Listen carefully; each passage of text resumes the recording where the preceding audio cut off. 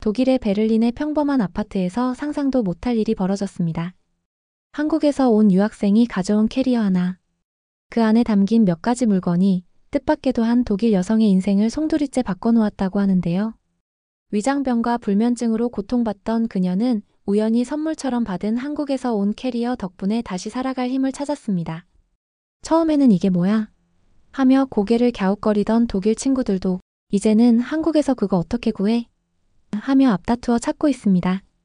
그리고 조용히 부엌 한켠을 차지하고 있던 김치냉장고 하나가 입소문을 타기 시작하면서 이 집은 어느새 수많은 유럽인들의 발길을 이끄는 꼭 머물러야 할 힐링 숙소로 떠오르게 되었죠.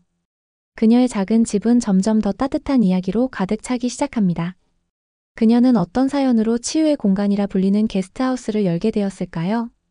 낯선 나라의 음식과 문화는 어떻게 한 사람의 삶을 살릴 수 있었을까요? 그리고 그 따뜻함은 어떻게 유럽인들의 마음까지 두드리게 되었을까요? 웰빙 성지로 거듭나게 된 베를린의 작은 부엌의 기적. 그 따뜻하고도 놀라운 이야기를 지금 시작하겠습니다. 제 이름은 마르타 로렌츠, 35살의 평범한 독일 여자입니다. 2년 전 이혼 후 제 삶은 어느 순간 잿빛으로 흐려졌습니다. 한때 레시피 블로그를 운영하던 저는 이제 위장병과 불면증에 시달리며 하루를 그저 견뎌내고 있었죠. 어느 새벽 또다시 잠을 이루지 못하고 유튜브를 넘기다 우연히 한국 다큐멘터리를 보게 되었습니다. 화면 속 할머니가 김치를 담그며 말하더군요. 김치가 장 건강에 좋다고요. 한국인들이 건강한 이유가 거기 있다고요. 처음엔 웃어넘기려 했습니다. 하지만 속이 다시 쓰려오자 문득 시도해볼까? 하는 마음이 들었습니다.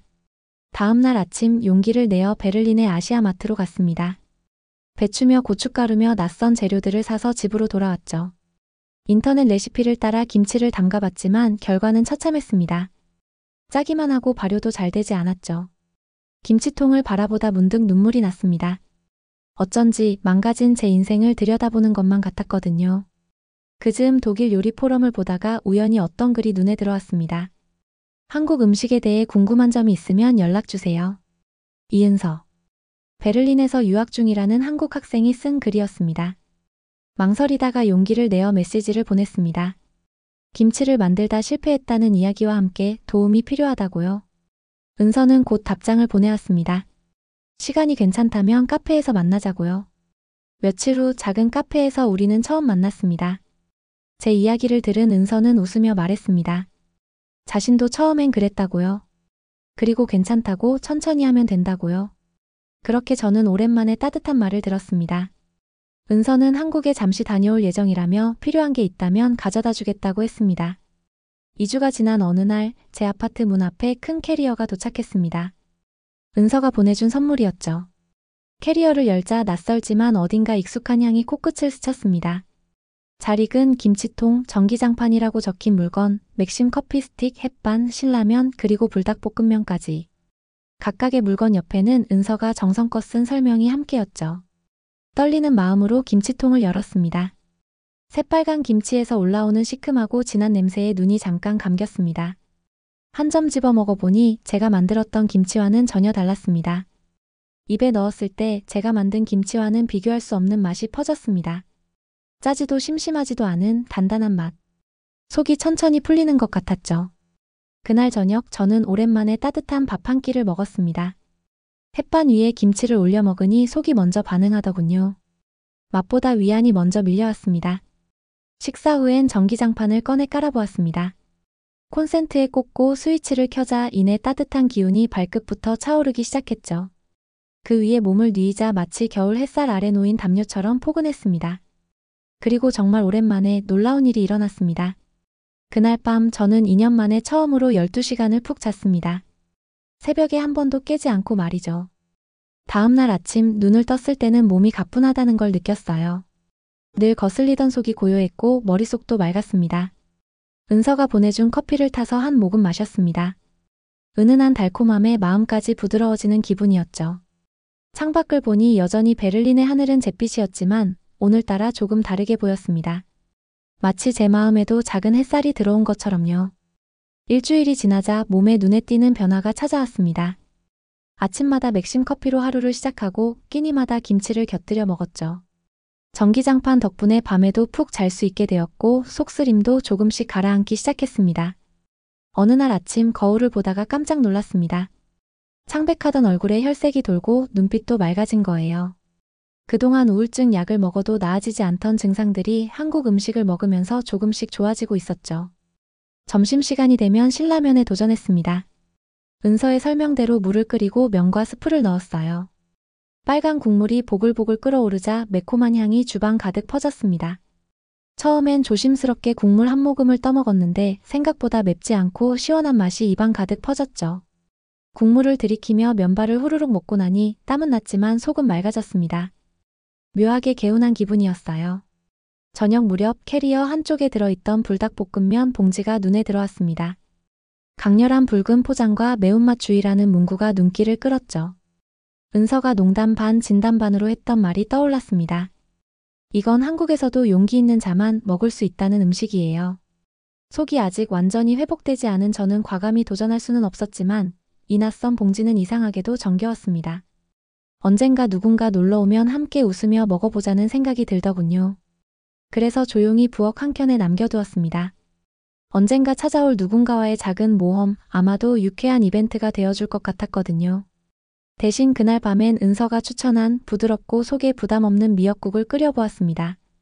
미역의 된장과 약간의 간장만으로 만든 국은 짜지도 맵지도 않았지만 이상하게 마음을 데워주는 맛이었어요.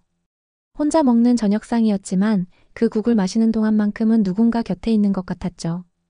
며칠 후 은서를 다시 만나 감사 인사를 전했습니다. 제 변화를 들은 은서도 기뻐하더군요. 그날 은서는 많은 한국 가정식 레시피를 알려주었습니다. 김치찌개, 된장찌개, 비빔밥 만드는 법까지요. 집으로 돌아와 하나씩 만들어보며 조심스레 한국 음식의 세계로 한 걸음씩 들어갔습니다. 특히 인상 깊었던 건 은서의 말이었습니다.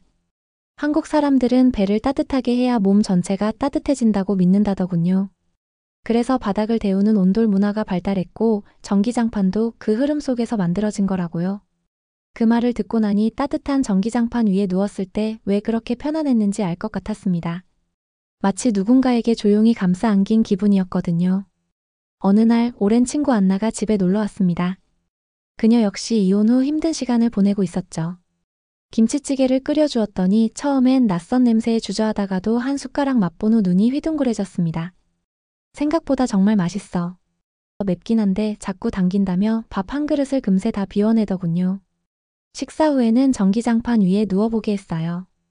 안나는 이불 속에서 한참을 말없이 있다가 조용히 말했습니다. 여기. 엄청 포근하다. 진짜 편하네. 그날 밤 제 집에서 자고 간 안나는 다음날 아침 오랜만에 푹 잤다며 고마워했습니다. 친구들의 반응을 보며 깨달았습니다. 제게 일어난 변화는 단순한 우연이 아니었다는 것을요. 한국의 음식과 물건들에는 사람의 몸뿐 아니라 마음까지 어루만지는 힘이 있다는 걸 말이죠. 그날 이후 한국 음식에 대해 더 깊이 알아보기 시작했습니다. 김치에 들어있는 유산균이 장 건강에 도움을 준다는 연구, 고추 속 캡사이신이 신진대사를 돕는다는 과학적인 이야기들까지요. 제가 느낀 변화는 기분 탓이 아니었습니다. 눈으로 확인되는 사실들이었죠. 점점 더 많은 한국 제품들에 관심이 생겼습니다. 은서의 추천으로 쿠쿠 전기밥솥도 한국에서 직구했어요. 처음으로 쿠쿠밥솥으로 밥을 지었을 때 갓 지은 밥맛의 충격은 지금도 잊을 수 없습니다. 독일의 밥솥과는 차원이 다른 고슬고슬하고 따뜻한 밥맛. 그 순간 저는 잠시 말을 잊었어요.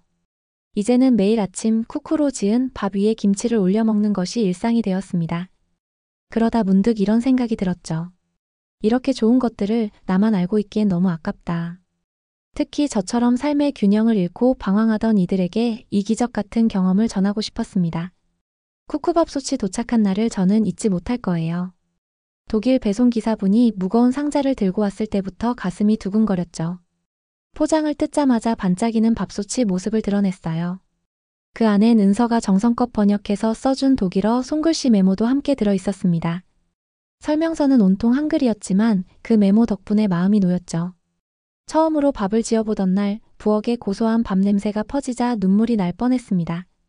뚜껑을 여는 순간 모락모락 피어오르는 김 사이로 윤기가 도는 밥알들이 반짝였죠. 한 숟가락 떠서 입에 넣는 순간 고슬고슬하면서도 찰진 식감이 입안 가득 퍼졌고 저도 모르게 와 하는 감탄이 흘러나왔습니다. 그동안 독일식 밥솥으로 지은 밥은 늘 질거나 퍽퍽했는데 쿠쿠로 지은 밥은 정말 달랐어요. 밥알 하나하나 살아 숨쉬듯 고슬고슬했고 윤기가 반짝였죠. 더 놀라운 건 그 모든 정성이 고작 20분 만에 완성되었다는 사실이었어요. 밥 한 그릇에도 이렇게 정성을 쏟는 나라가 있다니 그 따뜻함에 다시 한번 놀랐습니다. 이제 제 아침 루틴은 완벽해졌습니다. 쿠쿠로 지은 따뜻한 밥에 김치를 얹고 달달한 맥심 커피 한 잔으로 하루를 열었죠. 점심엔 가끔 신라면을, 저녁엔 배운 한국 요리를 따라 해보곤 했습니다. 김치찌개나 된장찌개를 끓일 때면 집안 가득 구수한 냄새가 퍼졌습니다. 친구들이 집에 놀러 올 때마다 저는 소박한 한식상을 차렸어요. 처음엔 낯설어 하던 친구들도 한번 맛을 보고는 생각보다 정말 맛있네 라며 감탄했죠. 특히 전기장판에 처음 누워본 친구들은 하나같이 재미있어 했어요. 이건 그냥 따뜻한 게 아니라 기분까지 포근해지는 느낌이라면서요. 어느 날 친구 한 명이 농담처럼 말했습니다. 마르타, 이러다 한국식 게스트하우스라도 열겠는걸? 그 말이 웃으며 던진 한마디였지만 순간 제 마음엔 쿵 하는 울림이 있었습니다. 진심 어린 농담처럼 느껴졌거든요. 그날 밤 집에 돌아와 침대에 누운 저는 쉽게 잠들 수 없었습니다. 이 작은 변화들이 제 삶에 얼마나 따뜻한 위로가 되었는지 새삼 느껴졌어요. 그걸 누군가와 나누고 싶다는 생각이 자꾸만 마음을 두드렸죠. 특히 저처럼 불면증과 위장병에 시달리던 사람들에게 이 한국의 따스함이 작은 쉼이 될 수 있다면 얼마나 좋을까 하고요. 다음날 은서를 만나 제 생각을 털어놓았습니다. 소박한 게스트하우스를 열고 그곳에서 한국식 아침 식사를 제공하며 전기장판 위에서 푹 쉴 수 있는 공간을 만들어주고 싶다고요. 은서는 눈을 반짝이며 정말 좋은 생각이라며 기꺼이 도와주겠다고 했습니다. 그날부터 저의 새로운 도전이 시작되었습니다. 첫 번째 과제는 제대로 김치를 담글 수 있는 사람이 되는 것이었어요. 은서는 주말마다 제 집에 와서 김치 담그는 법을 가르쳐 주었습니다. 배추 절이는 법부터 양념 만들기, 버무리는 과정까지 하나하나 세심하게 알려주었죠. 물론 쉬운 일은 아니었습니다. 간이 너무 세거나 너무 약해서 맛을 망친 날도 있었죠. 발효가 제대로 되지 않아 속상한 마음에 눈물이 날 뻔했던 날도 있었지만 포기하지 않았습니다. 은서는 늘 말했어요. 김치는 단순한 음식이 아니에요. 한국에서는 시간과 정성이 빚어내는 예술이라고 표현하죠. 그 말이 오래도록 마음에 남았습니다. 음식 하나에 어디까지 진심일 수 있는지 이 한마디에 한국인의 마음과 정성이 고스란히 느껴졌기 때문이죠. 그리고 마침내 몇 달이 지나 제대로 익은 김치를 처음 맛본 날이 왔습니다. 그 한 입을 먹던 순간 저는 정말이지 뿌듯해서 눈물이 날 뻔했어요. 이제 저도 누군가를 위한 따뜻한 한 끼를 만들어줄 수 있게 된 것입니다. 그해 겨울 전기장판과의 첫 만남을 잊을 수 없습니다. 처음엔 그저 따뜻한 매트 정도로 생각했죠. 하지만 그 위에 누웠을 때의 느낌은 상상 이상이었습니다. 마치 햇볕을 쬐는 것처럼 온몸이 포근해졌거든요. 어느 날 밤이었어요. 전기장판 위에 조용히 누워있는데 갑자기 눈물이 났습니다. 이유를 알 수 없었죠. 다만 너무나 편안하고 평화로워서 그 감정이 한꺼번에 밀려왔던 것 같아요. 2년 넘게 쌓여있던 피로와 긴장이 한꺼번에 풀리는 듯 했죠. 제대로 쉬지 못했던 몸과 마음이 그제야 비로소 안식을 찾은 것처럼요. 그날 일기장에 이렇게 적었습니다. 한국엔 그냥 따뜻한 기계가 아니라 사람을 위한 온도가 있다. 이게 바로 배려라는 걸까? 제 변화를 지켜보던 친구들도 자연스럽게 관심을 보이기 시작했습니다. 주말이면 자연스럽게 제 집에 모여 김치찌개를 먹고 전기장판 위에서 따뜻한 차를 마시며 이야기를 나누었죠. 모두가 입을 모아 말했어요. 이렇게 편안한 느낌은 처음이라고요. 특히 마음에 남는 친구는 요가 강사 리사였습니다. 오랜 불면증으로 수면제 없이는 잠들지 못하던 그녀는 제 집에서 하룻밤 자고 난 뒤 놀란 얼굴로 말했어요. 믿기지 않아. 새벽에 한 번도 깨지 않고 아침까지 푹 잤어. 리사의 반응을 보며 마음 깊은 곳에서 확신이 들었습니다. 제가 경험한 이 따뜻한 변화를 더 많은 사람들과 나누고 싶다는 마음이 더 또렷해졌어요. 그래서 본격적으로 게스트하우스 준비에 들어갔습니다. 운 좋게도 건물주 할머니께서 흔쾌히 공간을 내주셨고 저는 아파트 한 층을 게스트하우스로 꾸미기로 했죠. 은서의 도움으로 한국에서 필요한 물품들을 하나씩 주문했습니다. 전기장판 여러 개, 쿠쿠밥솥, 김치냉장고, 한국식 그릇과 이불들까지. 배송비가 만만치 않았지만 전혀 아깝지 않았습니다. 이건 단순한 지출이 아니라 제 새로운 삶을 여는 문이었으니까요. 인테리어에도 한국의 따뜻함을 담고 싶었어요. 벽지 대신 나무 느낌의 벽판을 붙이고 한지로 만든 조명을 달아 은은한 빛으로 공간을 채웠죠. 무엇보다 가장 애정이 가는 공간은 작은 다다미 방이었습니다. 바닥엔 전기장판을 넓게 깔고 얇은 이불과 베개만을 놓아 한국의 온돌방처럼 꾸몄어요. 그 방은 제게 처음 따뜻함을 가르쳐준 공간을 꼭 닮아 있었습니다. 그리고 이제 누군가에게도 그런 따뜻한 기억이 되어주기를 진심으로 바라게 되었어요. 게스트하우스 준비는 생각보다 순조롭게 흘러갔습니다. 이름은 오랜 고민 끝에 소금과 정으로 정했어요. 김치를 담글 때 소금으로 절이듯 사람의 마음도 정성으로 스며들게 하고 싶었거든요. 그 이름 속엔 제 바람이 고스란히 담겨 있었습니다. 오픈을 앞두고 가장 공을 들인 건 단연 주방이었습니다. 손님들에게 매일 아침 정갈한 한국식 식사를 대접하고 싶었어요.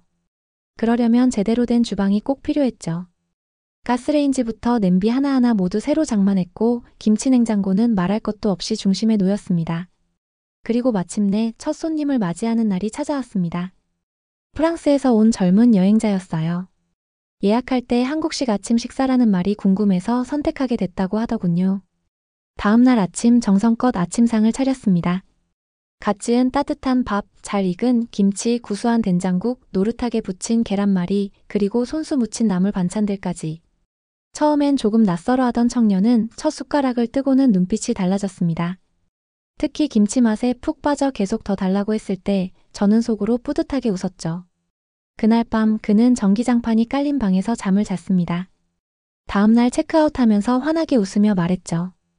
이렇게 편안하게 잔 건 정말 오랜만이라고요. 프랑스에도 이런 게 있으면 좋겠다면서 전기장판에 대해 물어보기도 했습니다. 첫 손님의 만족스러운 반응에 큰 용기를 얻었습니다. 그 후로 입소문이 나기 시작했어요. 베를린의 특별한 한국식 게스트하우스로 알려지면서 하나 둘 사람들이 찾아오기 시작했습니다. 손님들은 하나같이 아침 식사와 전기장판에 감탄했습니다. 특히 불면증이나 소화불량으로 지쳐있던 이들이 이곳에서 편안함을 되찾았다는 후기를 남기기도 했죠. 어떤 손님은 일주일 내내 머물며 오랜 피로를 천천히 내려놓고 가기도 했습니다. 가장 인기 있는 방은 역시 온돌방이었습니다. 침대 없이 바닥에 전기장판만 깔아놓은 그 방. 처음엔 다소 낯설어 하던 손님들도 하룻밤을 지낸 뒤엔 꼭 그 방을 다시 찾았습니다. 가장 기억에 남는 손님은 네덜란드에서 온 중년 부부였습니다. 남편분이 심한 불면증으로 10년 넘게 고생하고 있다고 했죠. 그들은 온돌방에서 사흘을 머물렀는데 체크아웃하는 날 남편분은 촉촉해진 눈으로 말했습니다. 10년 만에 처음이에요. 밤새 한 번도 깨지 않고 잤어요. 이게 어떻게 가능한 거죠? 그 말을 들으니 마음 한쪽이 울컥해졌습니다. 제가 처음 경험했던 그 따뜻한 기적을 이제 누군가와 함께 나누고 있다는 사실이 너무나 벅찼어요. 전기장판은 단순히 몸을 따뜻하게 해주는 기계가 아니었습니다. 그건 마음을 어루만져주는 온기였어요. 게스트하우스를 운영하면서 가장 즐거운 시간은 저녁 무렵이었습니다. 손님들과 거실에 둘러앉아 따뜻한 차를 나누며 서로의 이야기를 들려주던 순간들. 서로 다른 나라에서 다양한 인생을 살아온 사람들이 잠시 같은 공간에서 숨을 고르며 서로를 이해해가던 시간이었죠. 어느 날 한 손님이 이런 말을 했습니다. 우리 모두 너무 바쁘게 살고 있어요. 제대로 먹지도 자지도 못하면서요. 그 말에 고개가 절로 끄덕여졌습니다. 저 역시 그랬으니까요. 하지만 지금은 조금 달라졌습니다. 한국의 음식과 문화 그리고 따뜻한 온도가 제게 삶의 속도를 다시 돌아보게 해주었으니까요. 그리고 그 느려진 걸음 덕분에 전 누군가의 하루에도 따뜻한 쉼을 선물할 수 있게 되었어요. 게스트하우스가 점점 자리를 잡아가면서 더 많은 손님들이 찾아오기 시작했습니다. 웰빙 감성 숙소라는 입소문이 퍼지자 스트레스에 지친 사람들이 조용한 휴식을 찾아 하나둘 이곳을 찾기 시작했죠. 계절이 바뀔 때마다 식탁 위 풍경도 달라졌습니다. 여름엔 시원한 냉면으로 더위를 식히고 겨울엔 푹 고운 설렁탕으로 속을 데웠어요. 은서가 가르쳐준 대로 한국 음식에는 계절의 지혜가 담겨있다라는 말이 늘 마음에 남아있었고 저는 그 말처럼 매 끼니의 계절을 담으려 애썼습니다. 그러던 중 은서의 제안으로 김치 담그기 체험 프로그램을 시작하게 되었습니다. 손님들이 많아지면서 혼자 김치를 담그는 일이 버거워졌는데 손님들과 함께 만들 수 있다면 더없이 좋겠다고 생각했어요. 그렇게 시작된 체험은 마치 자연스럽게 마음에서 마음으로 번져갔습니다. 매주 토요일 오후가 되면 관심 있는 손님들이 부엌으로 모였습니다. 낯선 재료 앞에서 망설이던 눈빛도 곧 양념에 손을 넣고 배추를 버무리는 손길엔 점점 익숙한 온기가 깃들었어요. 체험이 끝나면 각자 자신이 담근 김치를 작은 통에 담아 가져갔습니다. 일주일 후에 꼭 맛보세요 라고 말해주었는데 놀라운 일이 일어났습니다. 며칠 뒤 참가자들이 하나둘 찾아와 감동한 눈빛으로 감사 인사를 전한 것이죠. 자신이 만든 김치가 이렇게 맛있을 줄 몰랐다면서요. 김치 체험은 곧 이곳의 대표 프로그램이 되었습니다. 예약은 점점 늘어주 2회로 확대했고 은서도 자주 찾아와 함께 손을 보탰습니다. 둘이 함께 양념을 버무리며 웃고 이야기하던 소박한 시간이 아직도 소중하게 남아있어요. 어느 날 독일의 한 신문사에서 연락이 왔습니다. 베를린의 김치 선생님, 이라는 제목으로 저의 이야기를 담고 싶다고 했죠. 기자 앞에서 저는 담담하게 제 이야기를 풀어놓았습니다. 이혼 후 깊은 우울감 속에 허우적거리던 시절, 위장병과 불면증으로 고생했던 날들, 그리고 한국 음식으로 차츰 삶을 회복해 나갔던 시간까지. 기사가 나간 후 게스트하우스는 한층 더 알려졌습니다. 멀리서 일부러 찾아오는 손님도 생겼죠. 특히 몸과 마음의 상처를 안고 온 이들에게 이곳은 작은 쉼터가 되어주었습니다. 저는 모든 손님들에게 정성으로 맞이했어요. 아침마다 갓 지은 따끈한 밥에 정성껏 끓인 국, 그리고 잘 익은 김치를 곁들였죠. 손님의 컨디션을 살펴가며 음식을 조절해드리기도 했습니다. 어느 날 한 손님이 이런 말을 했습니다. 마르타 씨, 당신은 의사 같아요. 음식으로 사람을 치료하는 의사요. 저는 조용히 웃으며 대답했습니다. 저는 그저 제가 받은 것을 나누고 있을 뿐이에요. 한국의 지혜를 말이죠. 그날 밤 작은 부엌에 불을 끄면서 문득 그런 생각이 들었습니다. 소금처럼 스며들고 김치처럼 익어가는 마음이야말로 가장 깊은 치유가 아닐까 하고요. 게스트하우스를 운영한 지 어느덧 2년째 되던 겨울 아침, 김치 냉장고 옆에 작은 쪽지 하나를 발견했습니다. 단정한 필체로 조심스럽게 눌러 쓴 메시지였죠. 불면증 때문에 10년 동안 괴로웠습니다. 여기서 저는 처음으로 밤새 편하게 잤습니다. 감사합니다. 서명은 없었지만 며칠 전 조용히 체크아웃한 스위스 손님이 떠올랐습니다. 도착했을 때 그는 창백한 얼굴에 깊은 다크서클을 지니고 있었죠. 온돌방에서 사흘을 머물렀는데 떠날 때는 얼굴에 따뜻한 빛이 돌고 있었어요. 쪽지를 조심스럽게 접어 서랍에 넣으며 마음 한가득 울컥함이 밀려왔습니다. 한국의 정이 정말 여기까지 닿았구나. 그날 오후 은서와 따뜻한 차를 마시며 소소한 이야기를 나누었습니다. 이제 곧 대학을 졸업하고 한국으로 돌아갈 준비를 한다는 그녀의 말에 마음 한켠이 쓸쓸했지만 우리의 우정은 거리를 두지 않을 거라는 믿음이 있었죠. 은서가 떠난 후에도 게스트하우스는 조용히 그러나 단단하게 자리를 잡아갔습니다. 어느덧 혼자서도 능숙하게 모든 일을 해낼 수 있었고 김치에도 제법 손맛이 배기 시작했죠. 계절마다 다양한 한국 음식도 자연스럽게 내 손에서 완성되곤 했습니다. 어느 날 한국에서 온 중년 부부가 찾아왔습니다. 서울에서 베를린의 한국식 게스트하우스라는 이야기를 듣고 일부러 들렀다고 했죠. 제가 담근 김치를 맛본 두 분은 놀란 듯 말했습니다. 이건 한국에서도 이런 김치 맛내기 쉽지 않아요. 계속해서 이어지는 칭찬에 쑥스러우면서도 마음 한켠이 뿌듯해져 왔습니다. 저녁 식사 후 제 이야기를 듣던 그들은 촉촉해진 눈으로 이렇게 말해주었어요. 우리 음식이 이렇게 누군가에게 큰 위로가 되었다니. 한국인으로서 자랑스럽고 고마운 마음이에요. 그날 밤 일기장 한 켠에 이렇게 적었습니다. 한국에서 온 손님들이 내게 이런 말을 해줬다. 한국의 정을 세상에 전하고 있는 분 같아요. 참 고맙고 따뜻한 말이었다. 돌아보면 나도 누군가에게서 그런 따뜻함을 받았기에 이제는 이렇게 나눌 수 있는 것 같다. 그저 감사한 마음뿐이다. 시간이 흘러 이곳은 베를린의 작은 명소가 되었습니다. 여행 가이드북에도 실리고 블로그와 SNS에도 자주 등장했죠.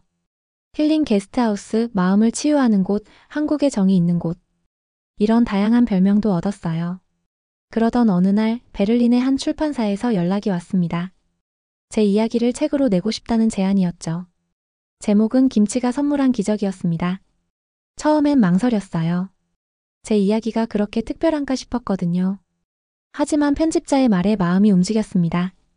당신의 이야기는 단순한 음식 이야기가 아니에요. 문화의 힘, 마음을 여는 용기, 그리고 나눔의 가치를 담고 있어요. 그 말을 들으며 조용히 고개를 끄덕였습니다. 그렇게 원고를 쓰는 몇 달 동안 다시 한번 제 삶을 돌아보게 되었죠. 책이 출간되자 뜻밖에도 많은 이들의 공감을 얻었습니다. 누군가는 당신 덕분에 다시 시작할 용기를 얻었다며 손편지를 보내오기도 했어요. 그제서야 조금은 알 것 같았습니다. 내가 만든 이 작은 온기들이 누군가의 긴 밤을 밝히고 있었다는 걸요. 책이 출간된 후 게스트하우스는 더 많은 발걸음이 이어졌습니다. 세계 곳곳에서 다양한 사람들이 찾아왔죠. 어떤 이들은 단순한 여행자였고 또 어떤 이들은 저처럼 삶의 전환점을 찾고자 하는 이들이었습니다. 5년이 지난 지금 저는 게스트하우스 뒤뜰에 작은 텃밭을 가꾸고 있어요. 고추, 깻잎, 상추 같은 한국 채소들을 돌보죠. 손님들과 함께 텃밭을 가꾸는 것도 새로운 프로그램이 되었습니다. 흙을 만지고 식물을 키우는 것도 치유의 한 방법이에요. 손님들에게 이렇게 말해주면 그들도 어느새 흙 속에 손을 담그기 시작합니다. 실제로 흙을 만지고 씨를 뿌리고 기다리는 시간 속에서 사람들은 자연스레 마음을 열었어요. 얼마 전 은서에게서 편지가 왔습니다. 이제 그녀는 한국에서 요리 연구가로 활동하며 한식의 세계화를 위해 열심히 달리고 있다고 했죠. 조만간 베를린을 다시 찾을 예정이라는 소식에 오랜만에 가슴이 설렜습니다. 오늘도 저는 아침 일찍 일어나 김치를 확인하고 밥을 짓습니다. 손님들이 하나둘 내려오면 따뜻한 된장국과 함께 아침상을 차려드리죠. 식사를 마친 손님이 환하게 웃으며 건네는 고맙습니다. 라는 말 한마디면 하루가 참 따뜻해집니다. 저녁이 되면 손님들과 함께 식탁에 둘러앉습니다. 오늘의 메뉴는 비빔밥. 각자의 그릇에 밥을 담고 정성껏 무친 나물들을 얹고 고추장을 넣어 비비며 이야기꽃을 피우죠. 서로 다른 재료들이 한 그릇에 어우러지는 그 모습은 꼭 우리가 만들어가는 이 공간 같다는 생각이 듭니다. 이런 순간들이야말로 제가 꿈꿔왔던 장면이었어요. 밤이 깊어지면 손님들은 각자의 방으로 향합니다. 전기장판이 깔린 온돌방에서 혹은 한지 조명의 은은한 불빛 아래서 편안한 잠을 청하죠. 저는 마지막으로 부엌을 정리하고 불을 끕니다. 방으로 향하며 창밖을 봅니다. 베를린의 밤하늘에는 별이 반짝이고 소금과 정 게스트하우스에는 여전히 따뜻한 온기가 흐르고 있죠. 이제는 알 수 있습니다. 사람을 저리고 기다리고 덮어주던 그 모든 시간이 단지 음식을 위한 과정만은 아니었다는 걸요. 그건 결국 마음을 위한 시간이었어요. 그리고 마음의 온도는 나눔과 정성이 더해질 때 가장 따뜻해진다는 것도요. 한국은 저를 살렸습니다. 그리고 저는 그 따뜻함을 이곳에서 나누고 있습니다. 한국에서 시작된 작은 기적이 이곳 베를린에서 매일같이 피어나고 있습니다. 당신의 온도는 몇 도인가요? 이제 저는 이 질문의 답을 알고 있습니다. 그것은 체온계로는 잴 수 없는 마음의 온도였습니다. 내일도 저는 새벽에 일어나 김치를 확인하고 밥을 짓겠죠.